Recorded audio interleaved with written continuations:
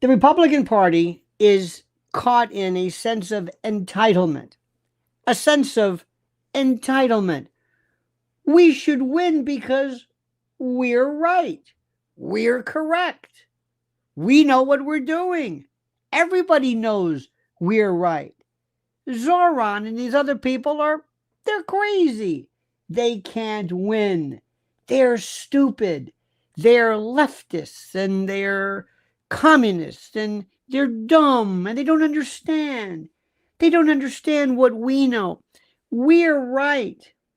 We're correct.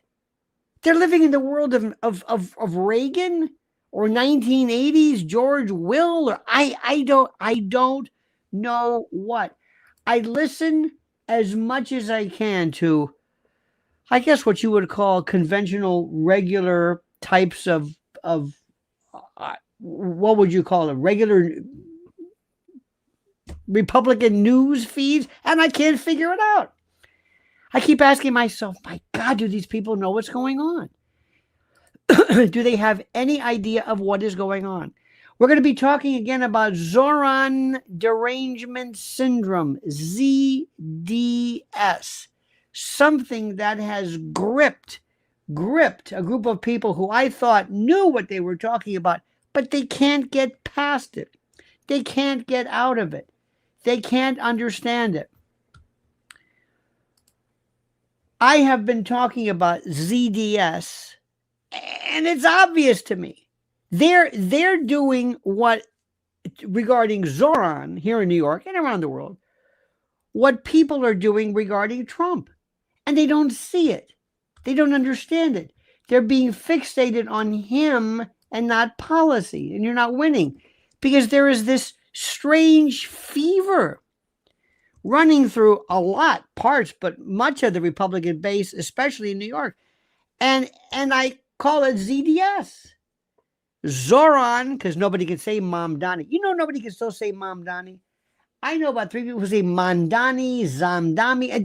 They just cannot. I had a friend of mine, very smart person years ago, who couldn't say Czechoslovakia. Couldn't say it. Czechoslovakia, could not say it. So we call it Zohran. Let's see, Zohran Derangement Syndrome. This is the condition that hits good people who should know better. They see Zohran Mamdani, a young socialist or whatever he is, with a gift for performance and the TikTok touch. And instead of building a serious policy counter, they chant the same old lines, the same old bromides, the same old ad hominems. Communist, socialist, degenerate, Marxist, whatever. And they shake their fist at a poster and they yell at a cloud. And meanwhile, the voters that they need to walk right and the people that they need to talk to and vote for the guy with the ideas, even when those ideas crumble like a cheap folding chair, they're completely forgotten. Instead of explaining what Trump does, they miss it completely. Because as I've said to you, maybe you see this, the rules have changed. Whatever you think this is about now, it has changed drastically. Drastically. People can't, I never knew how bad, how ill-equipped, how intellectually bereft the right was. I thought, well, they're going to be ready for this guy. Hell, we've only been told forever, from Europe to the UK to Italy to France. I mean, every aspect of it, invasions and communists and whatever you want to. We've been told, but nobody thinks it because no. That's not going to happen here because we're so good and smart. Nobody's going to fall for this.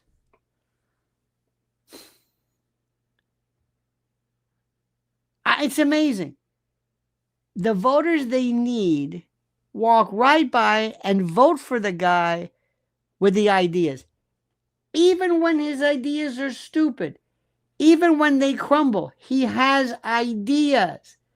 This is exactly what we could have told you.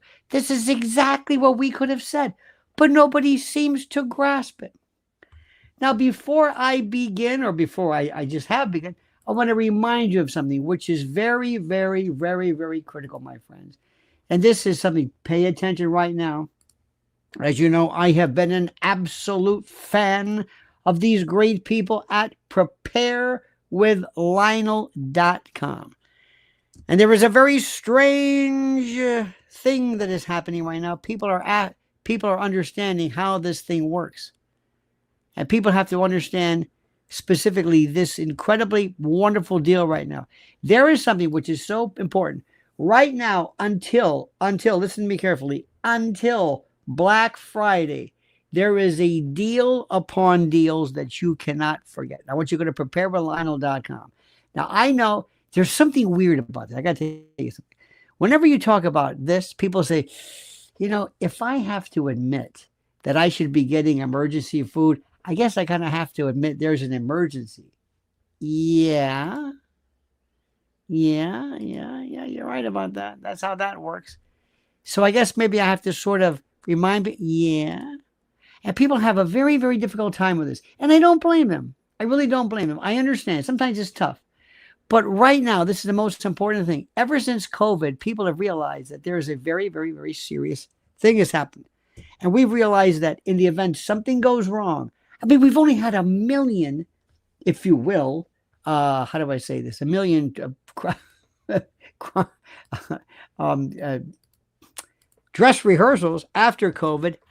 Remember when we had the supply chain strike? Remember that when they were talking about, are they going to do this? Are they going to be able to was it the dock workers? And we just don't learn. We say, well, there's always going to be something. In New York, whenever it snows, there's a run on milk and bread. I guess they want, I mean, if you're incontinent or if you have lactose intolerance and you're in a small enclosed care, during that, you know what I mean? That's a cheap joke, right? Because I'm a cheap person. But ever since COVID, millions of Americans started buying and understanding preparedness supplies. They know this. They're thinking this is something serious, especially emergency food. Remember, there's 4 things you need during a time of stress: food, water, energy, and ammo. I can't help you with the ammo, but this I can. But there's a big mistake most people make. A big mistake. Listen to me carefully with emergency food supply. They don't have any way to cook in a real emergency when the power is out or the grid is down. Interesting. Hey, I got this stuff. How do I cook it up? That's why our friends at My Patriot Supply created their Black Friday Survival Special. Listen to this. It comes with a 4-week food supply, plus $150 worth of free gifts. I know a gift is free is tautological, so be, including everything you need to prepare your emergency meals. Everything, like a cook stove, fuel, and fire starters, plus a water purifier, bug out bag, and much, much more. It's the complete and total and perfect survival kit your family needs to ride out natural disasters, civil unrest, or anything worse, if there anything is worse. So anyway, it also makes a great Christmas gift, believe it or not. But it's only available through Black Friday. So head to preparewithlionel.com to check out everything that's included. Preparewithlionel.com.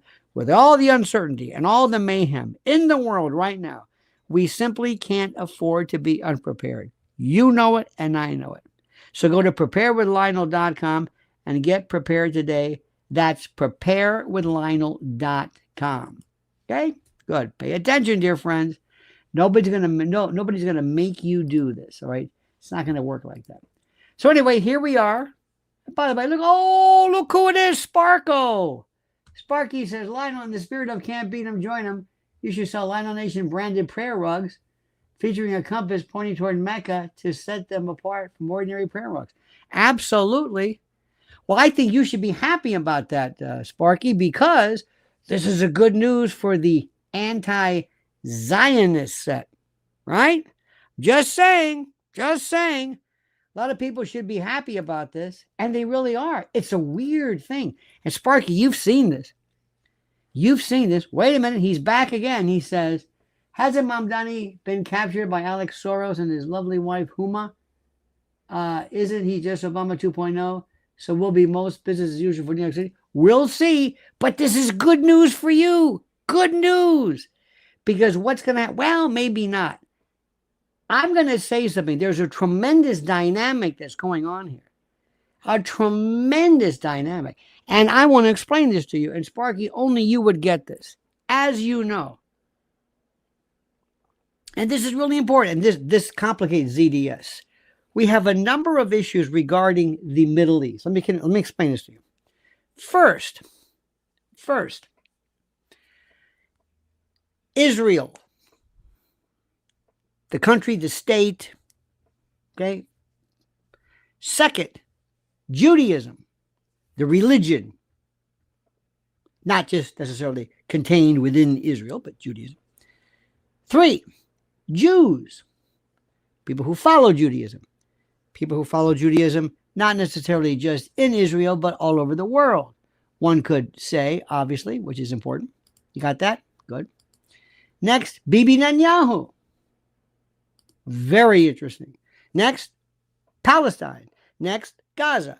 Next, Middle East policies, AIPAC. There's about 5, 6, 7 different issues that are similar. Oh, and Zionism, excuse me. Christian Zionism. About 5, 6, 7 issues seemingly connected, but not really. And they're even more connected now because you've got the Heritage Foundation, you got Tucker Carlson, you got Fuentes, you got Candace Owens. She's on a tear because Candace is swinging for the fences. And you have all of this stuff. So up until Zohran came along, a lot of people were saying, this is groovy, this is great, these are wonderful people, wonderful times, wonderful everything, nothing to worry about, nothing to see here, nothing to worry, just the best people. And then, all of a sudden, Zohran comes along.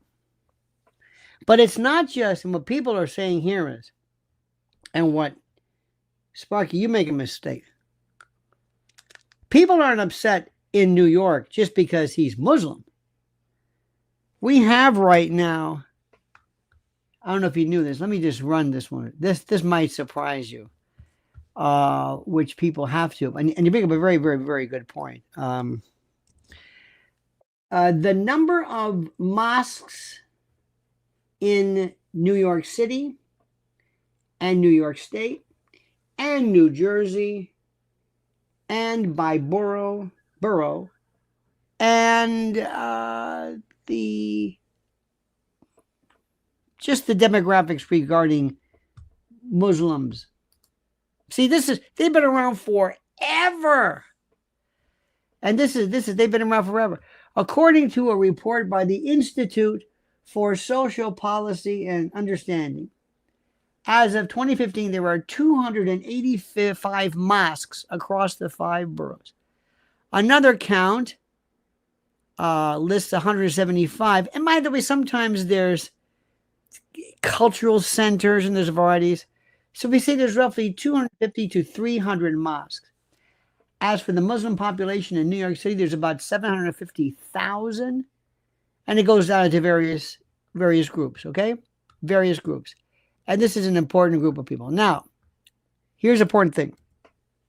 Nobody prior to this cared about mosques. Nobody.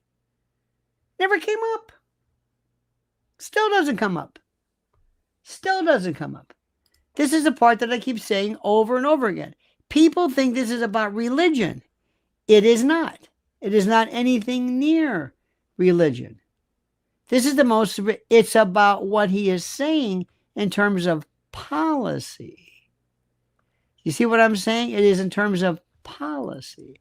And it's the policy that people get most upset about. What does he want? Free this, free that, defund the police. So this is being portrayed by a lot of folks as some kind of religious war, and it is not. Believe me when I tell you, it is not in any way, period. However, when you have people come into the mix, Linda Sarsour and other people, I'm sure you like those. Make the Dream says legendary powdered milk hand fart. Thank you so much. Don't know what that means. Thank you, Dickie. But Linda Sarsour and others are coming and saying, we're going to make this. This is going to be Sharia, even though that's the wrong term. Now it's changing drastically. So hear what I'm saying. So a lot of people are coming forward and they're saying, wait a minute, this is most interesting. We really don't have a beef with anybody. We don't have a beef, but we notice something that's very different. For the first time in a very long time, people of New York in particular are hearing an almost menacing connection that is being portrayed, not by everybody, but by some who are Muslim. So this is kind of turning into a, wait a minute, maybe this is a sort of a, I don't know what the word is. Maybe there's a religious context to it. I don't think it's there yet. But what's interesting to note, and you'll get a particular interest, many people who listened before with, give an example, Bill Ackman. Bill Ackman, hedge fund megastar, was always considered by a lot of people to be very pro-Israel, a rich Zionist. And people like the usual, not usual suspects, I make it sound like Katie Halper and others, go down the list. They just saw him as basically funding, well, listen carefully, well, a lot of people are saying, now, wait a minute. Maybe he's not so wrong here. Maybe not so much about Israel and Palestine and Gaza, but maybe there is something to this international flood of Islamicization. Maybe there is something to be said about this apparent tsunami of people from various parts of the world who don't want to assimilate but want to replace. Maybe there's something. So the argument that was being advanced that enjoyed a real I don't want to, it's hard, these words don't apply, but pro-Palestinian, pro and anti, as many people I think use incorrectly, Zionist, are saying, wait a minute. Maybe this Ackman guy and others are making some sense, not in terms of what's happening in Gaza, but in terms of what would happen should we lose our balance, so to speak. So what I am saying is that everything has changed drastically. Now, when I tell people that, they don't understand it. They don't grasp it. They don't see it. And there's a reason for that. Edie says, grown children, authoritative and wrong, punish the parents. Then cry a decade later how they were led into error. Only blame, no admission of guilt. A most fascinating take on that. Ed Sparky says, the significance of Mamdani, like with other recent U.S. election, is his message is sent to President Trump to get back to America first, in my opinion, rather than whether he'll actually make real changes. Could be very good. Laurie says, you think Mayor Mamdani was part of the plan? Economy and crime go up and people remember socialism sucks? You know, it's funny to say that a lot of great and genius things here. First and foremost, this. There is so much that's happening. And you're smart. You are absolutely so smart. Because you understand levels that I can't talk about in regular circles, if that makes any sense. You understand things that other people don't have. What do I mean by that? Well, let me explain this to you. You, if you are watching me and have watching us, we believe that there is a thing called the shadow government. And the shadow government is a group of people who run the show. You might call them globalists. You might call them a lot of things. But these are the people who are responsible for what's really going on in the world today. And they are the ones that we don't elect, we don't put into office, but they are there. And when I say I want to go to the halls of the shadow government and say, we're going to change things our way. We're going to have, for example, our own version of a Peter Thiel Palantir, go after these people and change the collective conscious matrix and calculus of the people. I want to change the way people think. Because what's important for you to understand, and friends, no matter your age, left and right is over. The rules have changed. Democratic, Republican, I don't know what it is. I predict within, and I can't tell you, 5, 10, that eventually you will not, general elections will be the most important, primaries, though important, will not grasp. We almost want to go for the grand finale, okay? We don't understand how politics works today because it has changed. The rules changed. We had the Bull Moose Party. We had the, what are they called, the know-nothings or whatever they were. I mean, this doesn't apply. There was a time when bimetallism and mercantilism, we're in a postmodern world, a postmodern feudal world, where all of these distinctions don't make any sense anymore. And what I'm telling you and we're understanding is very simply this. I want to go to young people and I want to explain to them, what is it that we're talking about? Why is this so critical? Tell me what I should worry about. And the first thing is I want to tell people to stop bringing up this Zohran Mamdani nonsense. Forget him. Treat him as he is. He is a cutout. He understands his lines. How do I say this? Remember when Tom Hanks thought he was, I think he thought he was in World War II? He was so into this stuff that he actually thought he was in World War II. It was the strangest thing I've ever seen. It's like, Tom, you're not in World War II. You're not in World War II. You were never in it. What are you talking about? What is happening? Sometimes people forget the idea of how this thing works. And let me also tell you something.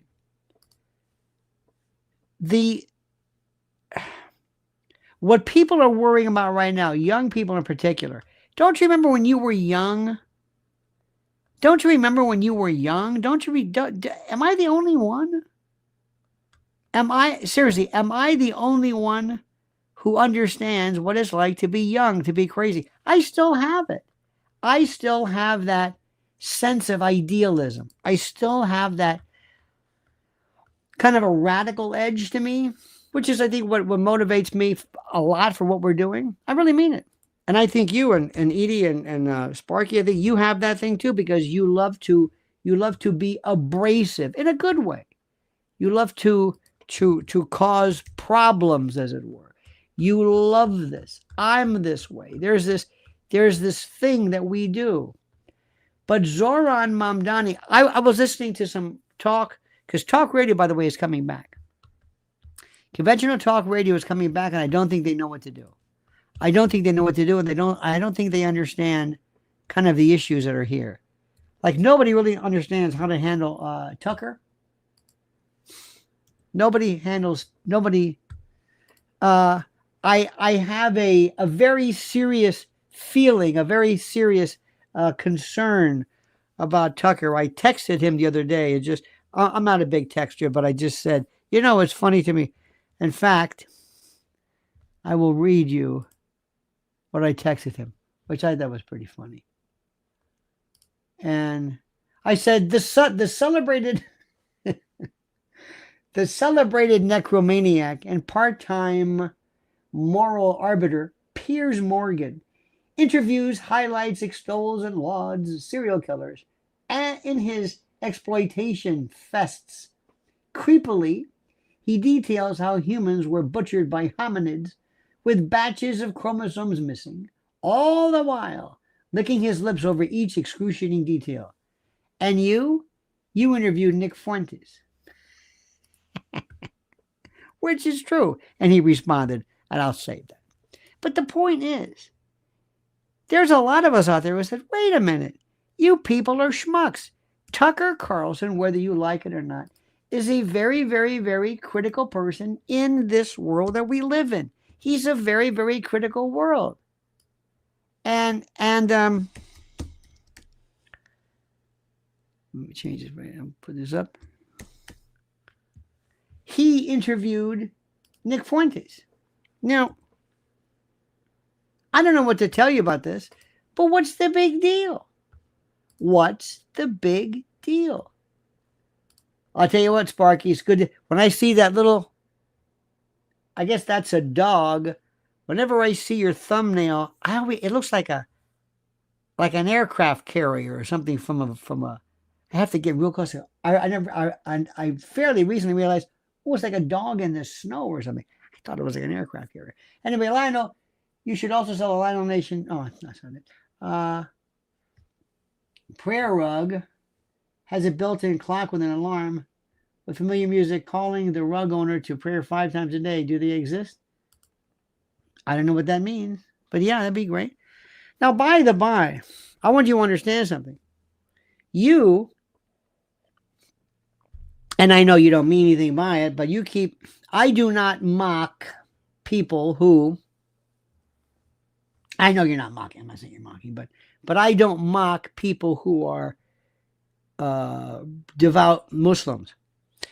We have in our, you look out, and you can see in windows and buildings, there's a very, I guess, nice, I've never met these people, but they're Muslim and they're very like clockwork.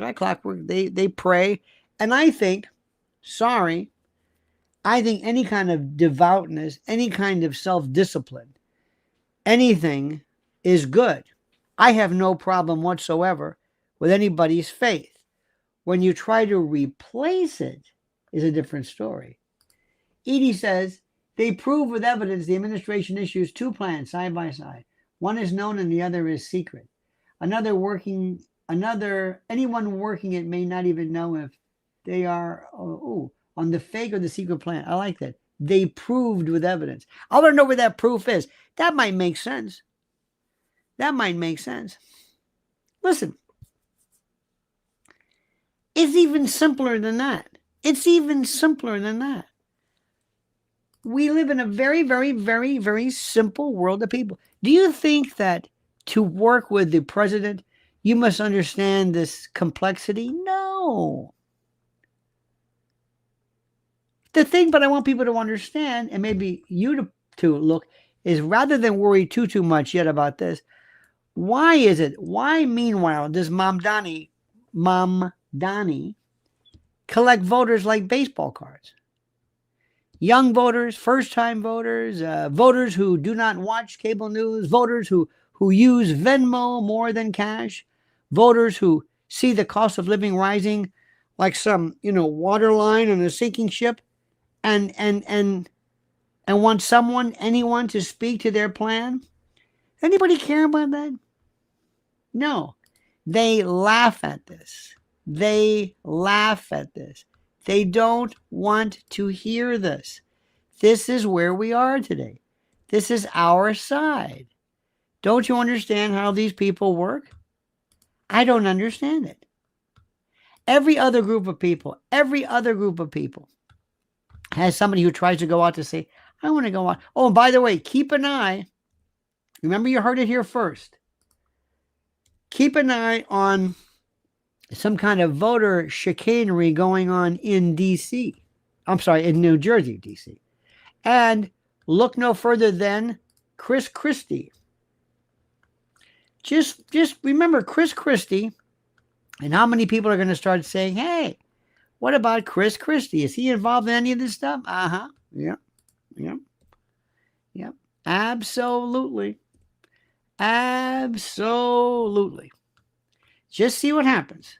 Nothing illegal, nothing, you know. But remember, Christie is very upset with the Republican Party. He feels, in a sense, abandoned. And he never got what he wanted. And by the way, prosecuting Jared Kushner's old man didn't help. So just remember something. Why? Because the rules have changed. You don't know the good guys and the bad guys anymore. That's all I'm saying to you. But Edie's right about this. The idea about somebody saying that there are people with different agendas and different groups. And by the way, it also depends, look, on your level of involvement in this thing. See, that's the problem. Your level of involvement. That's all I want to say. I want there to be somebody who explains my involvement. Let me go back to what I'm saying. I've got a million things going on in my head, so forgive the apparent scattered energy. There is the political part. The Republicans are the worst. I don't understand. They're so cocky. The Democrats, what was that thing Nicole Malliotakis from Staten Island was talking about? She's being sued and... Yeah. Okay. The Democrats don't let up. Trump's getting a little better at this. He's going after more, you might call it lawfare, you may call it whatever you want, but he's getting a little bit better. But these guys, oh, they're good. See, and it's not the Democratic Party. It's not, please don't think Nancy Pelosi. It's not Nancy Pelosi. It's a different story. Let me try to throw this one at you. There is not a vicious side to us. Let me explain to you what this is. If you ever had an exterminator, the exterminator comes and says, well, we're going to go after the source of the bed bugs. We're going to go after the source of this. We're going to do this and that. And we're going to make sure that we're going to go back to the nest. And we're going to make sure that the new, we kill the babies and the new, and they seem almost like, no, they're exterminators. We want to be exterminators, figuratively, never violent, but we want to destroy the ideology that is killing us. And what do? The first thing that we do is, and nobody will address this, we don't go after young people. Why if somebody's watching us right now, what young person is going to be interested in what we're saying? Prayer cloths and deep sets and I mean, it's true. I mean, what you're saying is not at all false.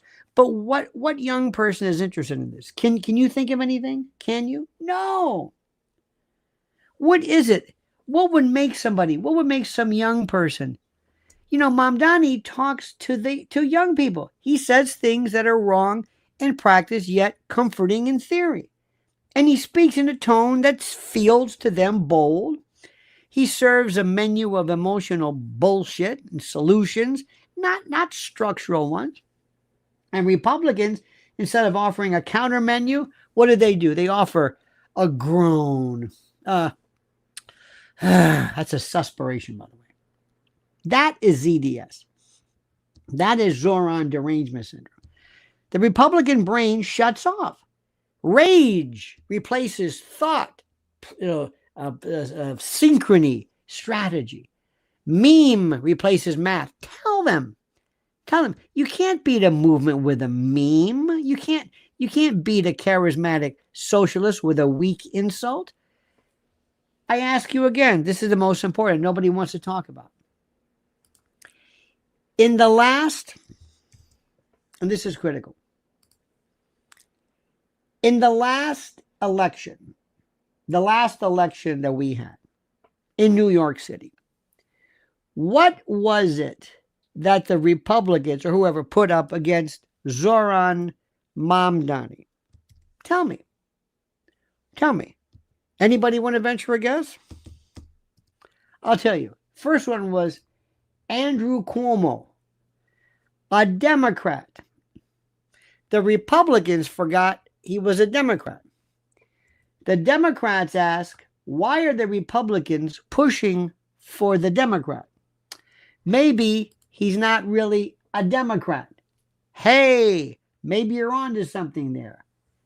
Let me say this again. Let me bring this to your attention again. The Republicans put up a Democrat. Why? Because the rules have changed. Because Cuomo, as a Democrat, that was the old Cuomo. Cuomo is a party hack. Do you understand this? He is a party hack. He is a guy whose daddy was the governor. He was a guy who's been around. He's got more emotional. He's got steamer trunk emotional baggage. He's got more issues, but it doesn't matter. I think he's come around. I think he realizes that he's like my age. He realizes, screw this, because he's got some crazy idea of being president. I don't know. Could be, but what are you going to do? So he comes along, okay? Good. So he comes along and la-di-da, there he is. Now, here's what's interesting. They then have this story, which is even more fascinating. And let me explain this one to you. Maybe this is even neater. Then they come up with Curtis Sliwa. Now, Curtis Sliwa, I have said this repeatedly. I have known him for 32 years. He is a friend of mine. I've never said anything bad about him. Personally, I like him. Politics is weird. Look, if he thinks he just ruined this city, but what are you going to do? I could talk to him, Curtis the politician versus Curtis the person, okay? Everybody else is getting all their panties in a wad. And especially some people feel that somehow by hating Curtis openly, it builds their status. But Curtis Sliwa ain't the problem. Curtis Sliwa ain't the problem. The problem is that the Republicans have nothing to offer. I have been to a number of, how do I say this? I never was a part of a Republican club. They used to have these great clubs. The McManus Club, they had these, the McManus here on the west side. They have these from the days of not Tammany, but so I went to a couple of these things. First of all, Republicans, you know what they do? They sit around, they drink, they take selfies of themselves, and they just think, aren't we hot? Aren't we cool? And they couldn't tell you the first thing about politics. Democrats are bad. And they hope to get invited to the Newsmax Christmas party. I mean, I'm serious. To them, politics is kind of like a groupie thing. Young Republicans, a little bit more hope there, but still nothing really to land on.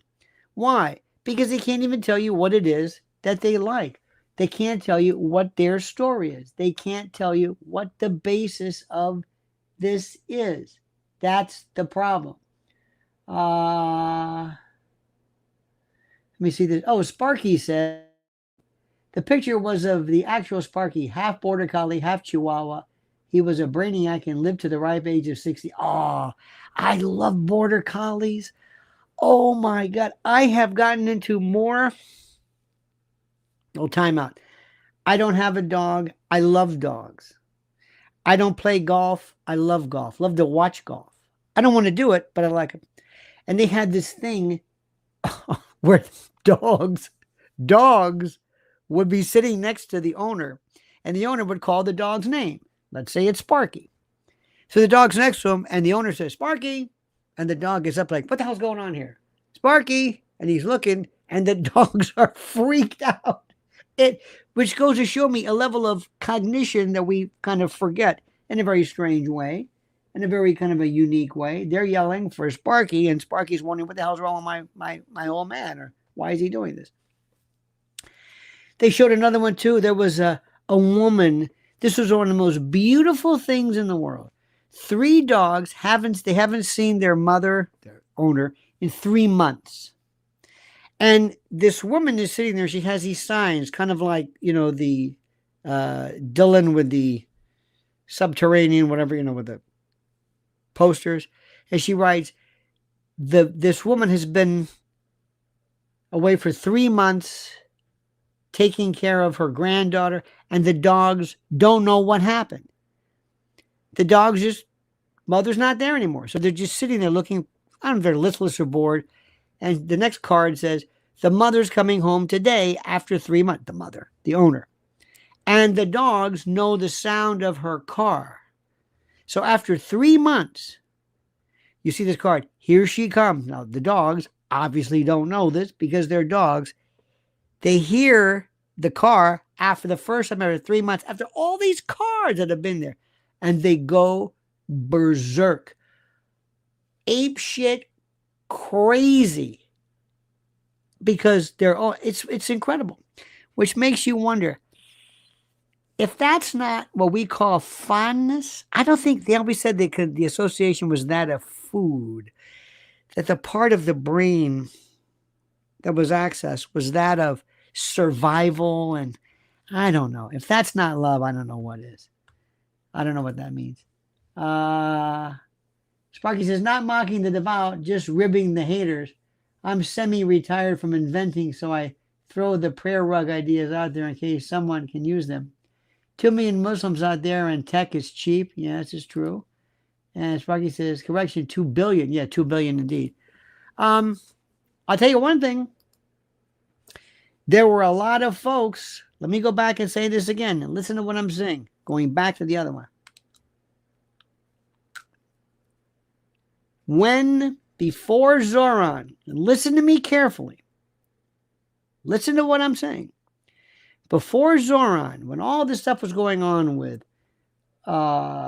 young people at Harvard and people protesting and all this kind of jazz, a lot of people were saying, you know, this Israel may be overreaching.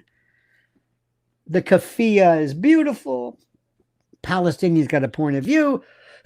This is indeed crypto-Islamophobia. Blah, blah, blah, blah, blah, blah. And then Zohran.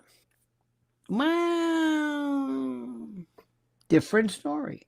Zohran. People walking around with a lot of Linda Sarsours screaming and yelling. Recess for a while. And remember what I'm telling you. And you can laugh all day long. Remember when if a man wore an earring years ago? Remember that? Man wore an earring. Remember that? It was a weird, what are you, a pirate? Then everybody had an earring, then they got bored. I had an earring, took mine out, it was boring. Everybody's got one, not interested. They were interesting at first. Why? Because they were different. Because you said in essence, hey, look at me. But things kind of change. So anyway, people all of a sudden say, hey, this is great. This is after you get a Times Square filled with veiled women, and I'm sorry, I'm not saying this makes sense. I'm telling you the reaction. When you get a bunch of veiled women in Times Square with signs that say Sharia law is coming, whether it's the correct word or not, goodbye, Palestinian sentience. Goodbye. It was like, whoa. What is this? Well, that's a bit. Who are these people? Well, are these the Palestinians? No, they're not Palestinians. Those are Muslim. Wait a minute. They're arguing the Palestinian cause? Well, yeah. The people who want to take over my city are Palestinian? Well, no. You see what I'm doing? Do you see what I'm doing? You see how this thing works? You have to ask yourself, what is it that people associate with a particular cause? What do people associate with Trump? Why do people not like Trump? Understand it. Grasp it. You don't have to agree with it. What is it about Trump that people don't like? What is it that young people don't like? I keep saying you can't win an election or changing thought by saying he is bad. You win with, here is a better plan that solves the problem you care about. Or dissecting the insanity of what he's saying. And you win by explaining ideas in a way that doesn't sound like a lecture from some old uncle or something. Remember when, I don't know about you, but is everybody cool with Trump opening fire on Venezuelan boats? No. I don't know who these people are. No. And what do the Republicans do to others who say, wait a minute, can we do that? They just say, shut up. They're drug dealers and that's it. So here right now is a way we have to look at this. We have to look at how these things work. We have to examine the points. We have to look at them. We have to dismantle them. We have to counter with real life policy, real numbers, real alternatives, not just cheap shots. No reflexive name calling, no lazy outrage. This is the guy, and you can't keep using the word socialism. When you were a kid, does socialism mean anything to you? When you use the term socialism, does it matter? Does it really matter? Seriously speaking, ask yourself the question. Ask yourself the question. Seriously speaking, when you talk to somebody who's 20 years old, 18 years old, and you want to get them young, and the best you can come up with, Zohran is a socialist. What does that tell you? Nothing. Nothing. Especially when you say people, he's not a socialist. Because he uses the word democratic socialist. Now, you can read this. You know, how many of you great folks, did you ever take problems with American democracy when you were a kid, honey? Did you ever have that in school? Yeah, I mean, something we had to take this mandatory civics class. It was this, okay. And it sounds kind of dull, but it's really not. It's almost like saying, and you've heard this before sometimes in people that come along, there's a joke where they'll say, football in the UK is kicking a ball with your foot or your head or something else. Football in the United States, you really throw the ball. You kick it a little bit. Anyway, so we spend more time explaining what that means and explaining. And the first thing to do, I'll never forget this. Maybe you've heard this. I have a relative, and he got his first paycheck. And he was going to get X amount an hour and all this stuff, and he didn't know. Actually worked for Publix in Florida. So he got his paycheck, opened it up, and he looks up, and his heart dropped. He goes, what the hell is this? I said, oh, those are taxes. What? Now he lives in Florida. It's just federal. In New York, you got New York State and you got New York City. In New York City, and then Jersey, you got state.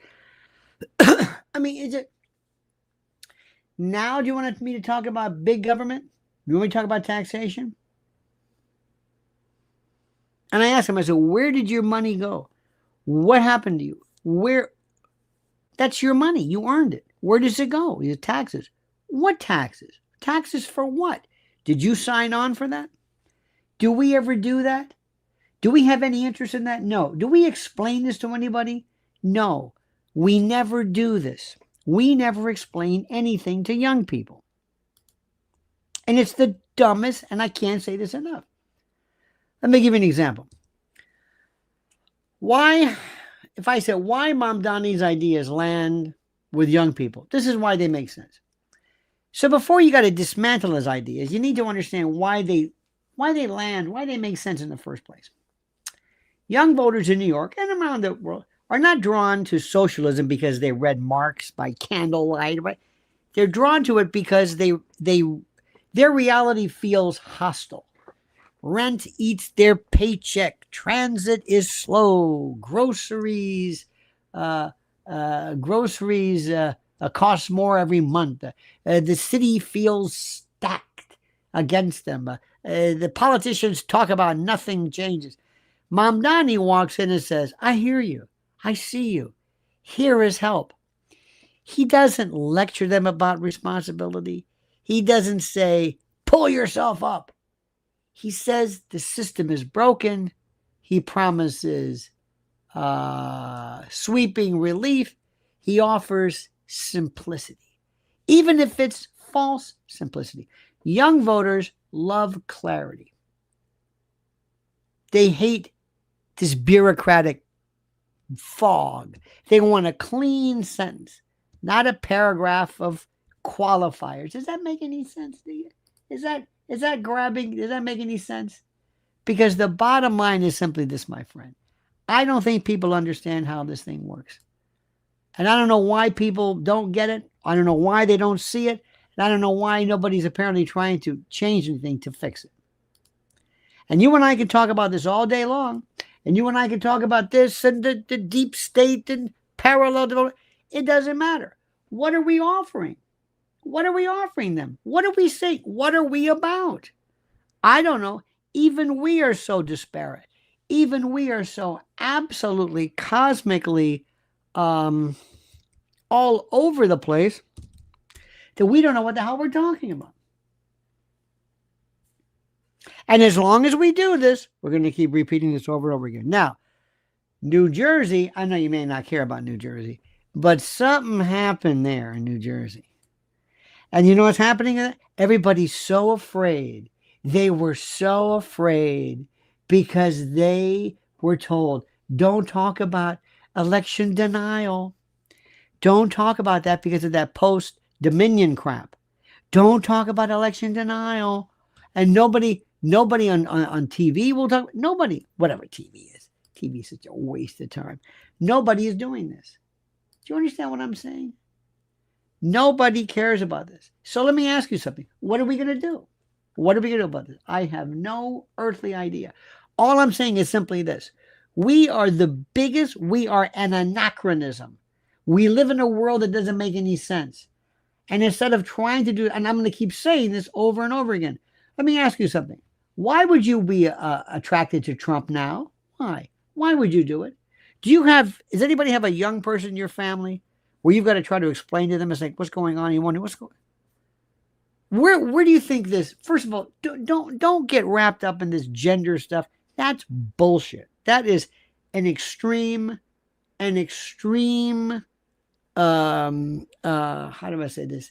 That is off the rail. Those are outliers. Don't think that. Don't think that for a moment. But ask yourself this question. Where did this come from? Who controls it? Nancy Pelosi never pushed gender. Biden didn't really push it. He kind of accepted it when he was walking around half lucid. Where do you think it came from? Where do you think it came from? This is the part that's the most important. This is the part that is the most important and critical. And this is something. Remember that I'm telling you this. I would think of Mamdani as being the greatest gift to our side that anybody could ever have. I would start saying, never say the word socialist, but I would talk about free buses. Free. And take that. That's the easiest one, and destroy it because it doesn't make any sense. I would never say his name. I would always say his handlers, the people that told him to say this, the people that are responsible for pushing this. You see what I'm saying? That's it. Now, I also have to ask you a question. I don't want to do this. You must like my video. I'm sorry. I hate when people do that. It's so pathetic. It's kind of unseemly. It's like, please like me, please. But I want you to do it. It's critical that you do it. Because whenever I open my mouth, for some reason, I have to remind you. Because in order to build our movement, I need more people liking it. It's that simple. I need more people liking this. I need more people involved in this. I need more people. It's just the damnedest thing. And I wish there was a different way around it, but there's no way. So please like the video. But let me just tell you this much, and let me remind you something, which is very, very critical. This is really, really, really sad. Okay? And I'm going to just tell you this.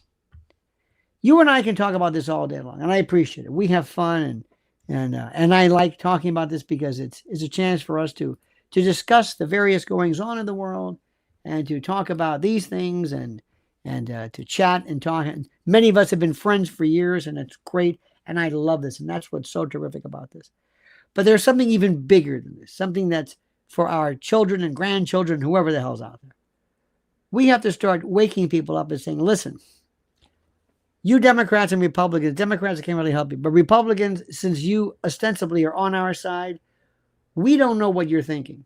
We really don't know what you're thinking. We, honest to God, don't know what you're thinking. We don't know what you're about. We don't know what you're saying. You speak in platitudes. Ronald Reagan is dead. Rush Limbaugh is dead. I know he's a wonderful man. He'll always live on. But I'm telling you, these people that you talk about right now, it's a different time. It's a different era. It's music changes, styles change, people change, a lot of things change. You're going to have to understand and recognize the fact that if we're going to draw people in, we have to have a different attitude. Plus, we have to, when we talk to people, we have to explain some things, and that is that things are different. Big time different. Sparky says, although we lived through the austere 1970s malaise era, at least we had great music and women. I feel sad for millennials and Zoomers. You know, I think, I got to tell you something there, Sparky. I think there's a lot to be said for that. There's, have you ever seen those things, honey, those pictures like girls in the 70s? Like there were pictures of like girls in like high school pictures, or girls, they look like girls.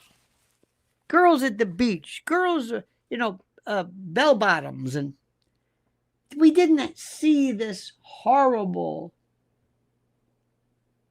all this phony and plastic and tattoos and plastic surgery and fake and androgynous. I'm sorry.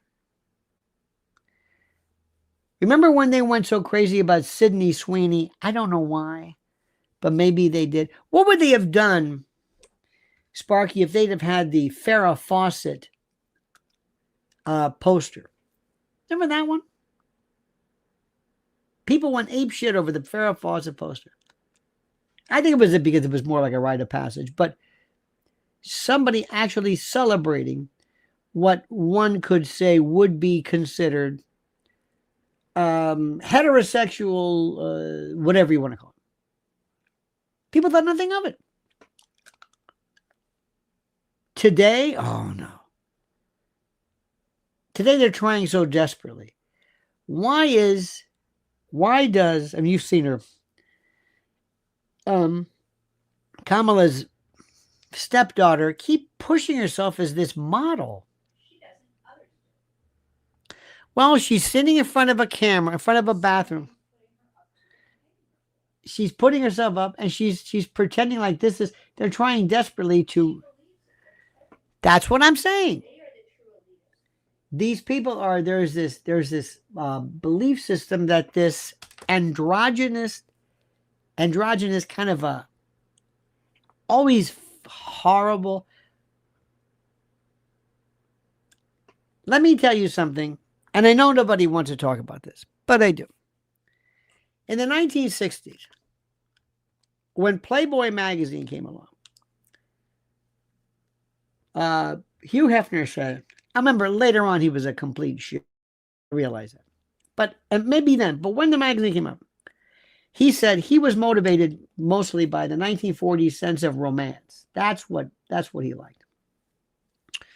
And Playboy to him was always the girl next door. Playing volleyball, happy, smiling, not almost tame. Everything was kind of hidden, sort of, except for it was, granted it was nudity, granted it might be exploitation. Playboy used to talk about how to mix a drink, stereos, what's the best car, hi-fi, Robert L. Greene, fashion. My friend and I always joke about it. Thank you, Robert L. Greene, whenever there would be, we would kid each other about fat. Anyway, Playboy Girls of the Big West. They had the Playboy Jazz Festival. They had the interview section. They had poets. They had Shel Silverstein. It was more. And they had this thing about what kind of man reads Playboy. Remember that? There was this one section. And it was a man who knows taste. And it was always about treating women ostensibly, theoretically, respectfully. That's the way, that, whether it's bullshit or not, it's a different story. Okay? Something happened. I don't know when. I don't know what exactly. I don't know when the moment was. But we live in a world right now that is so, where the idea of sexuality, courting, all that stuff is just done. And there are young people who will never know what it is. A love letter, romance. To them, it's hooking up. You know what it is. And Sparky, I think you would agree. Is that progress? I don't think so. There was a book I had years ago. It was called The Greatest Love Letters or something like that. It was Napoleon, you read this. John Adams. Just incredible. Sullivan Ballew's greatest, the Civil War. So we're living in a world, I do agree. I can't help you too much with that. That's a cultural thing. But if you want to make things change, we have to recognize specifically that of politics. So let me just leave it at that one. And let me thank you so much. Sparky, you are terrific. I've missed your witticisms. Thank you, my friend, for your kindness, generosity. Edie, thank you for yours as well. Lori Cuck, ladies and gentlemen, thank yous. I appreciate that immensely. Appreciate that. Let me see here. What else we got? Who else we have? Oh, sorry about it. Okay. Mrs. L will be doing a live at 5 today, so stay tuned. Make sure you follow her at Lynn's Warriors. Edie, thank you again. Dickie, thank you. And yes. In any event, the golden age of The Bachelor was great.